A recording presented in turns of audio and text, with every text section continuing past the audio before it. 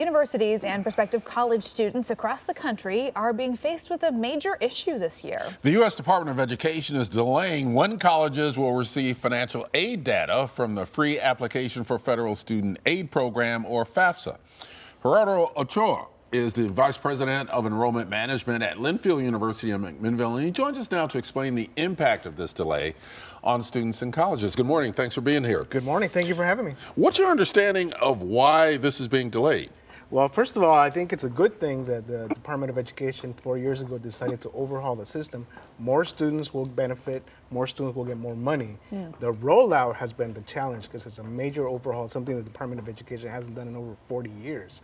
So while it's good intended, it's been a major problem, something that the students would have had access to back in October. They didn't have access to it until January, and it's been a problematic rollout. Interesting. So what impact is that having then for students and for universities as they make decisions about admission? Well, for students who hadn't been able to do it in January, some of them were, at least a couple of the students that I've worked with, it took them 6 hours to complete a form that should have taken less than 20 minutes. Wow. Colleges and universities like Linfield, we won't even get access to their results, their data, until mid to late March. So if you think about the application timeline, students need to make a decision by May 1.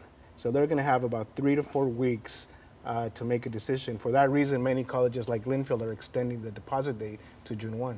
Okay, so talk a little bit more about how you're helping students through this process, because I know that you have to extend some dates, some deadlines, but how else are you helping students with this? Well, first of all, being very patient, very flexible, very understanding, because the #1 challenge for any student across the U.S. Impacting their ability to enroll in colleges, can they afford it? So the one avenue and the one vehicle that we as a country have created for them has become a major roadblock. So making sure that students understand that, yes, you have to persist, it's problematic now, but once we get through this transition, students will actually benefit. So being understanding, being patient, and being and being supportive as much as we can. It's interesting. Any family who has gone through the college application process knows those are some long days, a lot of time spent on the computer filling out those applications, some frustrating arguments with parents and students, speaking from experience. So what do you want parents and students to know about just how important it is to do these forms and do them correctly, even though the process has gotten a little more difficult this year?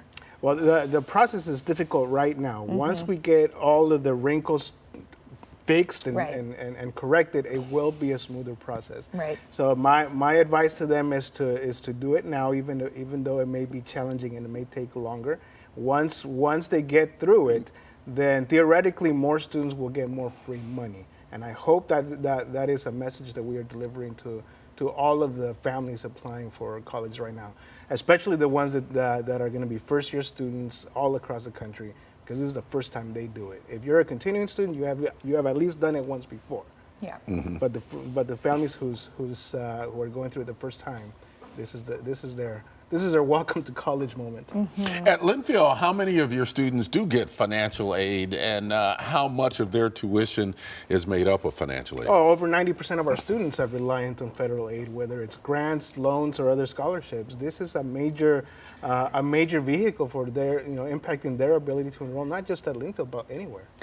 Right. So as students decide, based on some of these financial decisions where they're going to go to school, what impact could that have on your ability to provide different programs, to expand resources on campus for students? Well, first of all, I'm very empathetic to all of the offices of financial aid who now have to do in 6 weeks what they would have had to do. Well, they would have had to do it in 6 months. So the time crunch for them is going to be very, very impactful. But at the end of the day, when students choose a college or university, I hope they choose it because of the level of support they're going to get while they're there. They're making a 4-year investment, and this is just the beginning. All right, thank you very much. I appreciate you explaining us through this. Gerardo Ochoa with Linfield University, we appreciate it. Thank you.